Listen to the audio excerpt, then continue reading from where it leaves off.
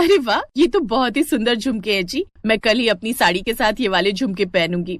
हाँ, लेकिन मेरी बीवी से ज्यादा सुंदर नहीं। क्या आप भी।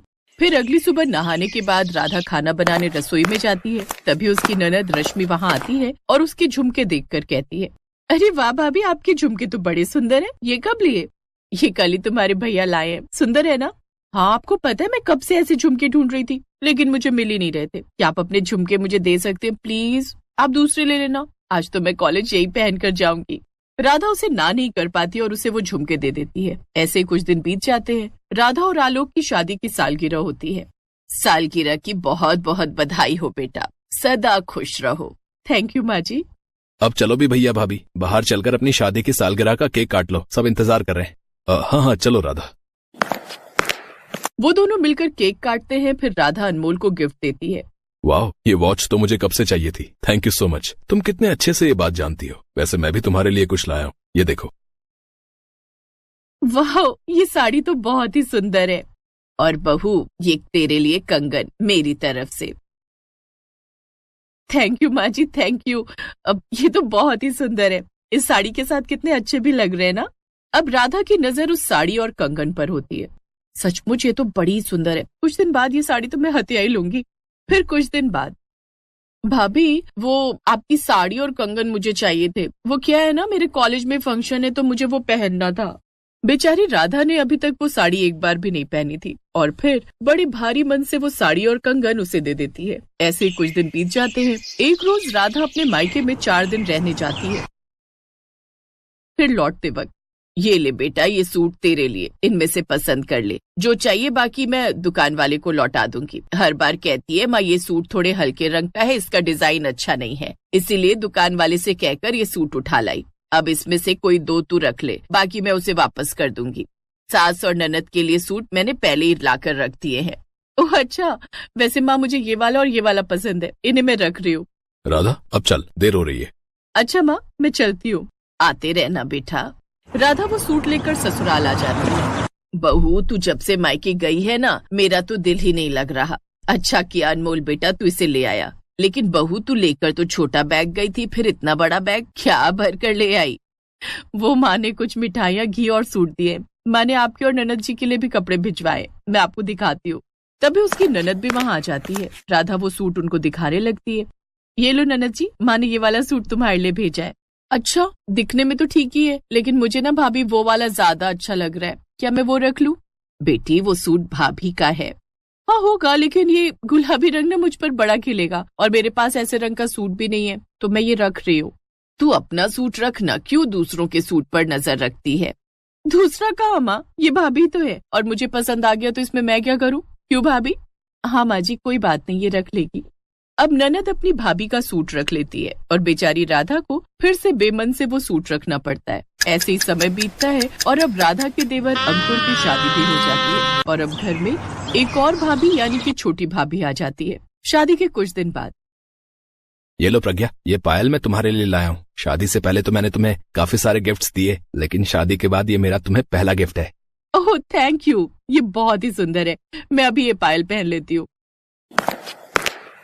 अब अपनी नई भाभी की पायल पर उसकी ननद की नजर जाती है।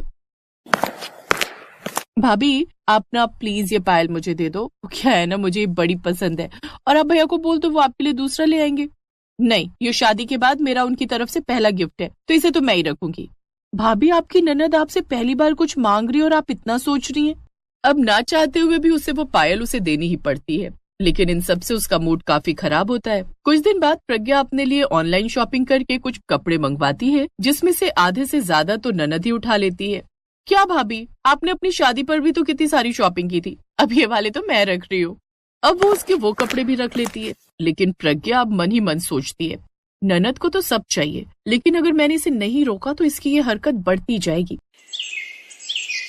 इसलिए वो एक प्लान बनाती है और बाजार से कुछ मेकअप, साथ ही वेस्टर्न ड्रेस और हील्स भी लाती है। उसकी ननद शाम को कॉलेज से आती है तो वो मेकअप, ड्रेस और हील्स देखकर सब ले जाती है। अगले दिन अपनी फ्रेंड की बर्थडे पार्टी में चली जाती है, लेकिन प्रज्ञा ने उस लिपस्टिक पर ऐसा स्प्रे छिड़का था जिससे उसके होंठ सूज जाते हैं और कपड़ों पर ऐसा स्प्रे छिड़कती है जिससे वो खुजलाती रहती है और हील्स जिन्हें पहनकर वो पार्टी में डांस करने लगती है तो वो टूट जाती है।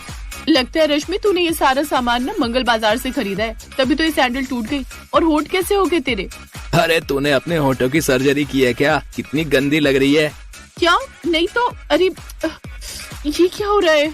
तभी उसके शरीर में खुजली होने लगती है और वो खुजलाते खुजलाते वॉशरूम जाती है, जहाँ अपनी शक्ल शीशे में देखकर वो चौंक जाती है। वो जल्दी से डॉक्टर के पास जाती है और दवाई लाती है। वो जान जाती है कि ये सब उसकी भाभी ने उसे सबक सिखाने के लिए किया था, लेकिन उस दिन के बाद से उसको सबक मिल गया था कि अब वो किसी का सामान इस्तेमाल नहीं करेगी। अब वो कभी अपनी भाभीयों की चीज पर नजर नहीं रखती, जिससे अब राधा और प्रज्ञा दोनों ही सुखी थी।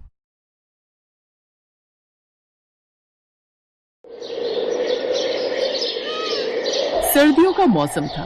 पहाड़ों पर बर्फबारी हो रही थी और ठंडी हवाएं हर किसी को अपने घर के अंदर रहने पर मजबूर कर रही थी। गांव के लोग ठंड से ठिठुर रहे थे। चाचा, इस बार तो ठंड के मौसम में मजा ही आ गया। भगवान ने ऐसी बर्फबारी की है कि इंडिया को स्विट्जरलैंड बना दिया। बात तो बिल्कुल सही कह रहे हो, लेकिन हम बुजुर्गों का भी तो ख्याल रखो भाई। हम लोग दिन रात ठंड की वजह से जो है ठिठुरते रहते हैं। तो आओ सब लोग मकरंद काका की दुकान पर आग जलाकर बैठते हैं और वहीं गप्पे मारते हैं। आपको भी ठंडी नहीं लगेगी और हम लोग सर्दी का मजा भी ले लेंगे। हाँ हाँ, ये सही रहेगा। चलो चलो। वो सभी लोग मकरंद काका की दुकान पर आग जलाकर तापने लगे। उसी गांव के एक प्रतिष्ठित और बड़े घराने में एक नई बहू का स्वागत किया गया। चाचा, ठाकुर साहब का परिवार कितना बड़ा है। ऐसा लगता ही नहीं कि सिर्फ इनका एक परिवार रहता है इस गांव में। ऐसा लगता है जैसे ये गांव दो भागों में बटा हुआ है। एक हिस्से में हम लोग रहते हैं और दूसरे हिस्से में इनका पूरा परिवार। अरे कम से कम ठाकुर साहब की वजह से हमें दावत तो खाने को मिलती है भाई। इतना बड़ा परिवार है। कभी किसी का जन्मदिन होता है तो कभी किसी की शादी की सालगिरह होती है। ये परिवार गांव के सबसे अमीर और प्रभावशाली परिवारों में से एक था। इस घर के मालिक ठाकुर रणवीर सिंह गांव के प्रधान थे। हवेली के बाहर हमको तो ये समझ में नहीं आता, जो इनके घर नई बहू आई है वो इतने सारे लोगों के साथ कैसे रह पाएगी। उसकी तो आदत ही नहीं होगी। चाचा, तुमको हर बात पर दिक्कत ही हुआ करती है। अरे बहू की समस्या है, वो खुद निपटा लेगी। उनका इतना बड़ा परिवार है। तुम काहे को परेशान हो रहे हो? राधा जो शहर से आई थी, उसे इस विशाल परिवार का हिस्सा बनना था, लेकिन ये आसान नहीं था। उसकी 50 नंदे थी, जिनमें से हर एक का अलग अलग स्वभाव और अनोखी आदतें थी। चलो अब बहुत हो गया स्वागत। तुम 50 ने अपने अपने तरीके से स्वागत कर लिया। बहू को अंदर तो आने दो। हे भगवान, इनका घर तो किसी राजमहल से कम नहीं लग रहा। इतनी बड़ी बड़ी झूमर, इतनी बड़ी बड़ी लाइट मैंने अपनी जिंदगी में पहली बार देखी है। बाहर इतनी बर्फबारी हो रही है, लेकिन महल के अंदर तो ज्यादा ठंडी नहीं लग रही। क्या हुआ भाभी, क्या सोचने लगी? मैं ये सोच रही हूँ कि आज के जमाने में ससुर जी ने मेरी 50 नंदे कैसे पैदा कर दी। अरे बुरा मत मानना, मैं तो मजाक कर रही हूँ। अरे भाभी, हम लोग भी बहुत मजाक किया है। ससुर जी का ही खून हो तुम सब, मजाकिया तो होगी। देखो, मजाक मजाक में मेरी 50 नंदे पैदा कर दी उन्होंने। इस तरह राधा को हर कोने से प्यार और अपनापन मिला। तुम सब ऐसे क्यों घूर रही हो मुझे? कुछ नहीं भाभी, बस ऐसे। देखो राधा, हमारे घर में रहना आसान नहीं है। यहाँ सबकी अलग अलग पसंद और नापसंद है, लेकिन अगर तुम सबका दिल जीत लोगी तो ये घर तुम्हारे लिए स्वर्ग बन जाएगा। मैं पूरी कोशिश करूंगी दीदी। तुम 50 की 50 उसे घेर कर क्यों खड़ी हो? जाओ बहू, पहले आराम कर लो, बाकी बातें बाद में की जाएंगी। राधा अपने कमरे में जाकर आराम करने लगी। सुहाग रात की अगली सुबह जैसे वो सोकर उठी, वैसे ही सबसे बड़ी ननद गीता ने कहा, अच्छा हुआ तुम जल्दी उठ गई। मुझे हर रोज सुबह सुबह ब्लैक टी पीने का शौक है। ठीक है दीदी, मैं अभी आपके लिए चाय बना कर लाती हूँ। राधा ने गीता के लिए चाय बनाई। जैसे उसने उसे चाय बना कर दी, वैसे ही उसकी दूसरी ननद उसके पास आ गई। भाभी, मैं नहाने जा रही हूँ, जल्दी से मेरे कमरे में जाकर मेरे कपड़े प्रेस कर दीजिए, मुझे जाना है। ठीक है, तुम नहा लो, तब तक मैं प्रेस कर दूंगी तुम्हारे कपड़े। राधा ने जैसे ही उसके कपड़े प्रेस किए, वैसे ही तीसरी ननद उसके पास आई। राधा ने अकेले ही सबकी फरमाइशें पूरी कर दी। बहू, इन सब का काम हो गया हो तो जरा मेरे कपड़े छत पर सूख रहे हैं, उठा देना। अभी लाई माँ जी।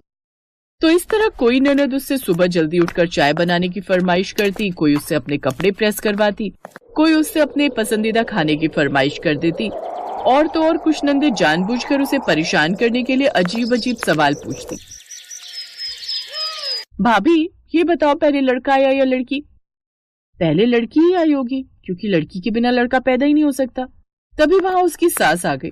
आधी रात हो गई, उसे सोने नहीं दोगी क्या तुम सब? जाओ बहू तुम सो जाओ, सुबह जल्दी उठना है तुम्हें। तो इस तरह सब उसे परेशान किया करती थी, लेकिन राधा ने हार नहीं मानी और धीरे धीरे नंदों का दिल जीतना शुरू कर दिया। एक दिन मौसम विभाग ने चेतावनी जारी की कि इस बार तूफान बेहद खतरनाक होगा। गांव वालों को सलाह दी गई कि वे घर से बाहर न निकलें। देखिए, ठंड और शीतलहर बहुत बढ़ गई है, सारे स्कूल भी बंद हैं, आप लोग घर से बाहर मत निकलना, भयानक तूफान आने की आशंका है गांव वालों। गांव में एक आदमी ऐलान करने आया जिसे पूरा गांव सुन रहा था।